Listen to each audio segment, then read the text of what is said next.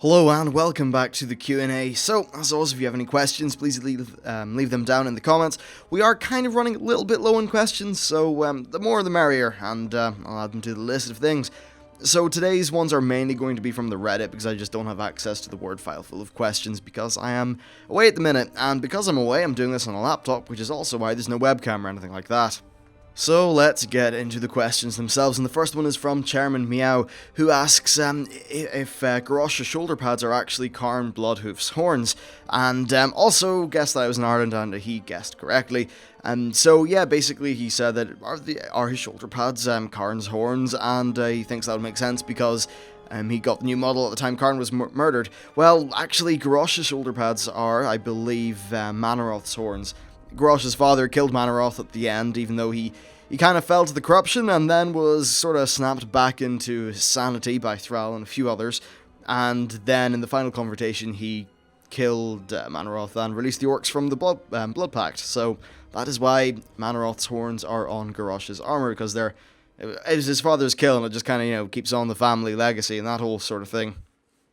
So yeah, the next question is from Zoradon, who says, "Hey, I have a question for Garrisons. Do you think we will, in later expansions, if Blizzard continues to choose doing Garrisons at max level, be awarded with Garrison buildings from rare mobs, raid bosses, or achievements, or at least perhaps be awarded decorations for the Garrison from sources like this? I think I heard something about getting decorations from achievements or bosses that you slay. Well, I think that you would get a decoration from a boss, but it would be through the achievement that killing the boss gets you, if you know what I mean. So I think this would basically all be tied into the achievement system. But yeah, absolutely, I think a trophy room and various things like that could be really cool. And just having various decorations that you could place around the place in your garrison. And as for unique buildings, that's kind of a hard one, because really, you have a limited amount of plots on your garrison, so I guess Blizzard would want every plot to be useful in some manner, and then blocking off some specific buildings to only a hard boss kill, as an example. I don't think that would be a very good way to do things, and honestly, I don't think it really fits with the way Blizzard is going at the minute. So I think there will be some great cosmetic things for people who get those high-end raid kills, but in general, all the buildings will be available to everyone. So, yeah, I absolutely do think that it would be nice to get decorations and things like that, because the more you can personalize your garrison, the more it's really your own, and the more it actually reflects your achievements in the game, which I think is very good. This achievement system, it's okay, sort of. It's not great. We get these achievement points, but we don't really have much of a physical representation of them, other than maybe the odd mount or title. Actually having a place in the world, in your garrison, being affected by your achievements would be really cool. And a trophy room style thing would also be nice at some point. I'm not really too sure what they would give you in terms of buffs for a trophy room. Perhaps maybe your town hall has got a trophy room in it. I think that would be a nice way to do it. So yeah, pretty cool. The next question is from King Anel, who basically asked about racial themes in garrisons. And it's probably just worth me saying here, because while the Garrisons video did get about 4,500 views, and of course that means that not all the subscribers have seen it, and basically there will be bits of racial themes inside Garrisons, but they are mainly going to be Alliance Elwyn and Horde Druitar, in terms of the way that their themes kind of are. Now that said, a lot of the profession buildings have actually got some races woven into them. For an example, the jewel crafting building has got a lot of sort of Draenei influences with the crystalline structures and, well, just general purpley, pinky crystal things. I'd say that there will probably be a hint of Blood Elf style things and enchanting, and just various things like that. So where it makes sense, I guess they will try to weave in some racial flair into Garrisons just to make them a little bit more diverse. Because honestly, if they are all just 100% Horde, or no, not Horde, 100% Orc, 100% Human, then it would just be a bit dull, don't you think? So I think Blizzard have definitely done, made the right decision. Of course, it would be lovely just to have a fresh set of Garrison buildings for every race, but just think about how much artwork that is. They would have to make, let's just say there's 15 buildings in total, or maybe 16 that you can get. Well, you have to make 3 versions of each of those because of the 3 different upgrade levels. Now that involves work from the main art team, but it also involves quite a lot of work from the people who make the props for those buildings. So that ends up being, per faction, like 60 different building models, probably more. And if you're going to put that in for all 13 factions in the game, well, when Blizzard say at the cost of a raid tier, they do mean it, because that's a lot of buildings. That's, what, 60 times 13, which is, maths, 780? Yes, it's 780.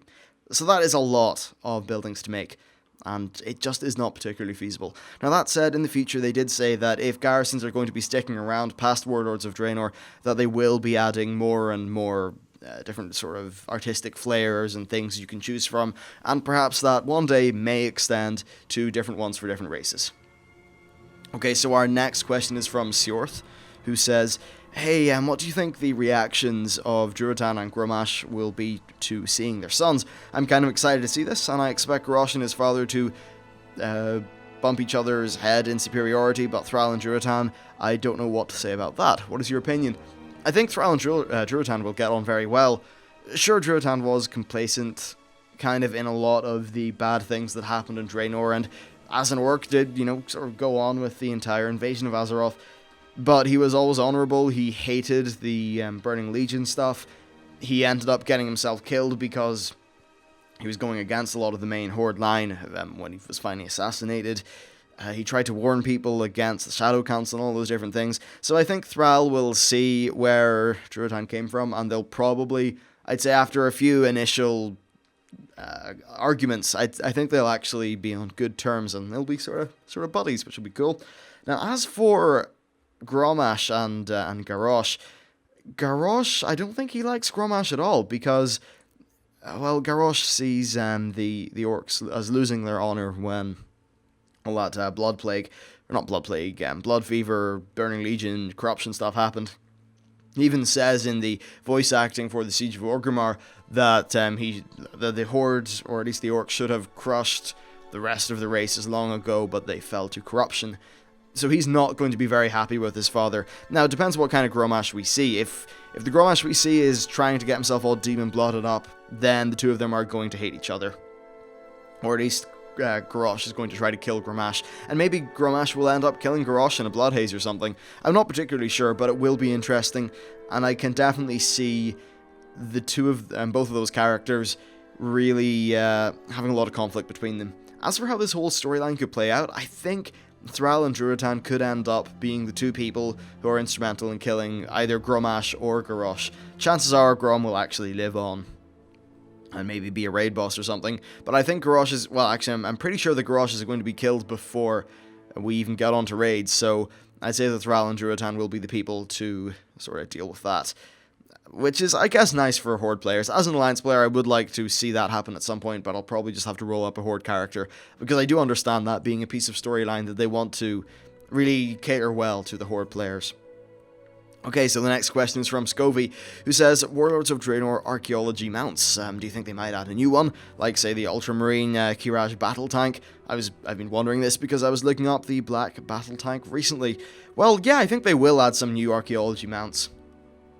Of course, I don't think they'll be Kiraj battle tanks, because they are a thing from Silithus and the Kiraj Empire, so you're not going to find any of them in Draenor, but hopefully we'll find some sort of cool Archaeology mounts.